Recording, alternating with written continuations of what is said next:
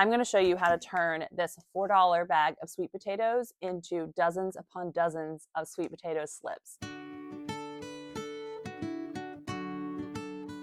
Hi friends, I'm down in the grow room because today I want to talk to you about growing sweet potatoes and how to start your own sweet potato slips from just a bag of organic sweet potatoes that you can pick up at the grocery store.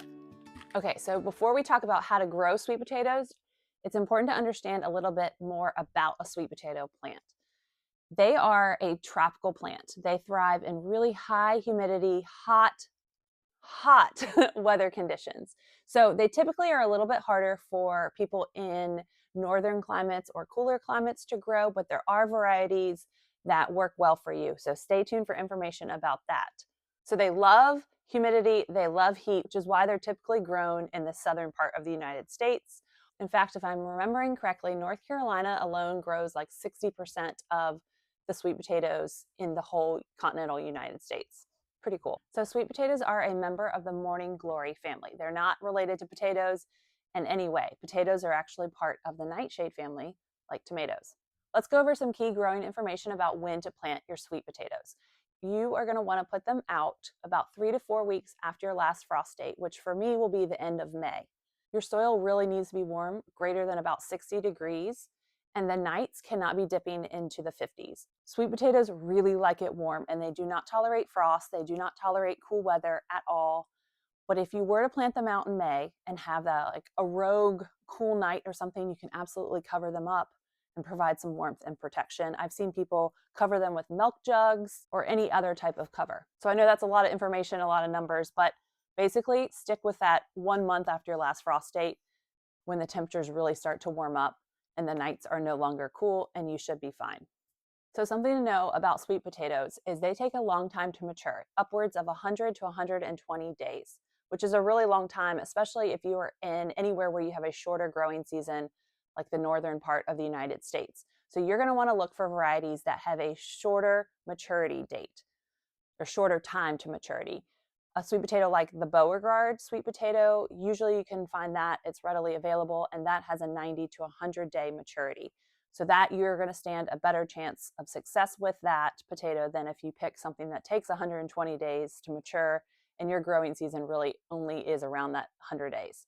Where I live and further south, it's not as much of an issue because we do get so hot and humid and have longer growing seasons. The variety doesn't matter as much. It's just a personal preference. All right, so up next, where do you plant sweet potatoes? We've talked about how they like hot and humid environments. They need that full sun. So you're going to want to make sure that you are planting them somewhere where they can get the full heat of the day. Typically, it's best if they get no shade, if they are just out in full sun to get full exposure and to stay warm. Okay, so we mentioned that they need full sun. The other thing that's important is the type of soil that they're grown in. They really prefer sandy, not very fertile soil. It needs to be very well draining, not compact, very light. If you're in an area that has clay soil, I do not recommend growing them in the ground at all. You will just not have success and it'll be a waste of your time and money. So for me, our raised beds, we put a compost blend in our raised beds, which is rich in a lot of organic material and nitrogen, and sweet potatoes really don't like nitrogen. So I'm going to put sand in my raised beds. I'm going to use one of my smaller raised beds and most likely just amend it with sand there. I'm also debating whether I'm just going to do some big grow bags and put them in there. It kind of is going to be dependent on how I plan out some of my other crops in our raised bed garden. But you can definitely use sand to amend your soil, and that's going to create that light, well-draining, less fertile environment that sweet potatoes really thrive in.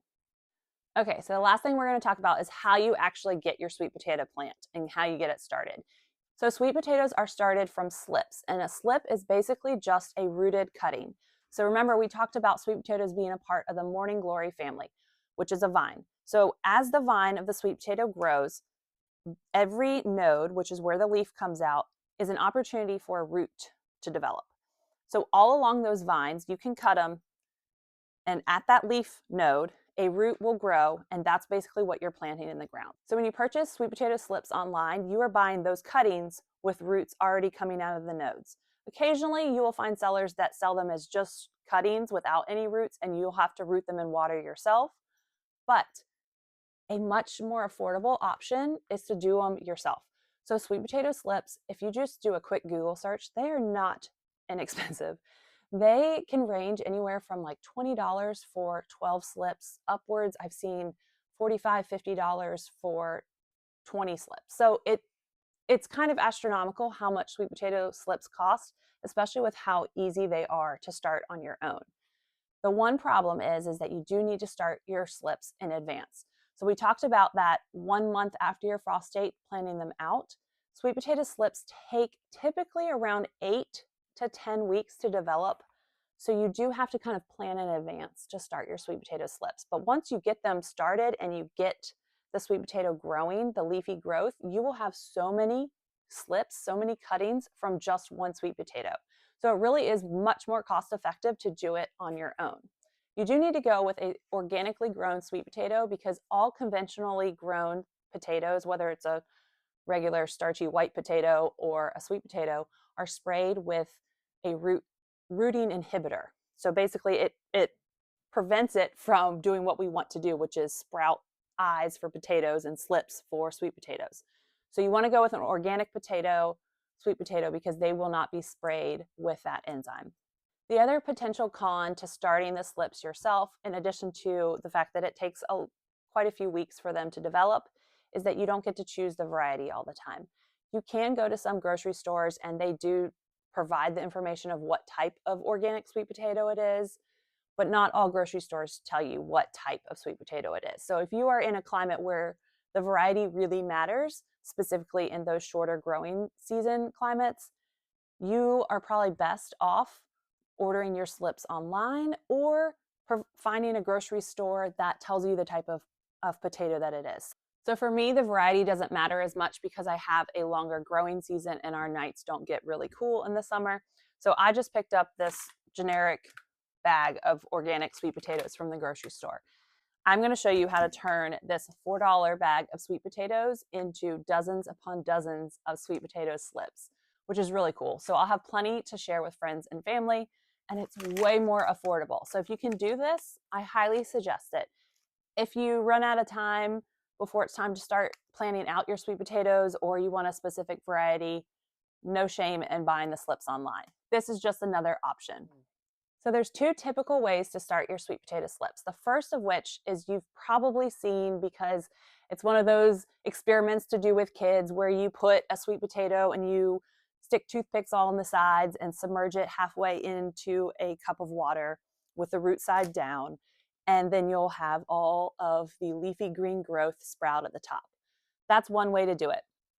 It actually takes a lot longer to do that way, and you have to change the water frequently. It's just not a preferred method. If you have a lot of time and you're thinking about starting your sweet potatoes, in December or January, go right ahead and do the water method, because it is really fun to see, especially if you have kids. But for me, I want to do the faster way, which is the soil method, and that's what I'm going to show you today. So all you need is your sweet potatoes, organic sweet potatoes, so they're not sprayed with that growth inhibitor, and then some sort of container. For me, I'm just using a seed starting tray. This is just the tray that goes beneath all the cells to catch the water. I'm just going to put it in here, and a cover, clear cover. This is my humidity dome that would normally go on this. The other option I've seen people use are Rubbermaid totes. Really, you just want to use anything that's not going to break down, because they are good. Whoops, sorry about that. Because they are going to be in this container for at least 8 weeks. You don't want to use anything like a box or a box lid. That water is going to degrade and break down over time. You want to use something much sturdier than that. So I highly suggest some sort of plastic container. All right, so let's get started. The first thing I need to get is my soil.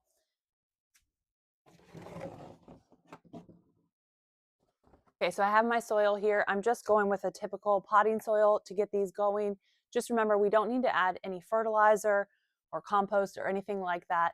In fact, when you do start fertilizing your sweet potatoes, when you plant them out, you want to avoid things with high nitrogen counts. So when you're looking at your NPK ratios, those are those 3 numbers that you typically see on your fertilizer bag. So you want to go with something that is lower in nitrogen compared to your phosphorus and potassium. So for example, something like a 266 would be great for sweet potatoes, You could amend the soil, like I said, with sand for drainage, and then also add bone meal for phosphorus and wood ash for potassium. Those would be great for sweet potatoes, but you really want to avoid anything high in nitrogen because you'll get big, beautiful leafy growth with very like puny little tubers, which is not what we want.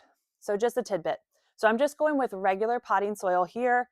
I have already moistened it. You want it to be about the consistency that you would use for pre-moistened soil when you're potting up seeds. You want to be able to kind of clump it together in a ball.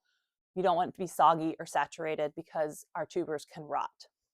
So you've got your soil, it's already moistened. So the next thing you want to do is fill your container. Grab your container. It needs to be at least about 3 inches deep or able to hold about 3 inches worth of soil because we are going to lay our tubers in here on their sides and cover them about halfway. So let's go ahead and get started. Okay, so let's go ahead and fill our container.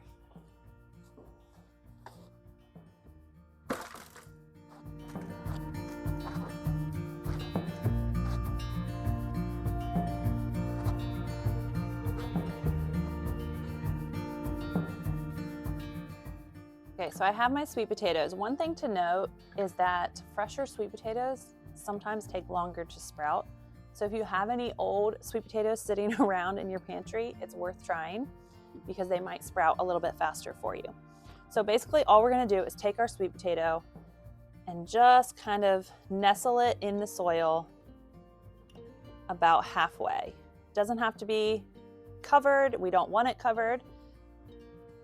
Just a little bit more in the soil than as if it was just sitting on the soil. You don't want your sweet potatoes touching, but you can crowd them in here because they're not going to be in here long term.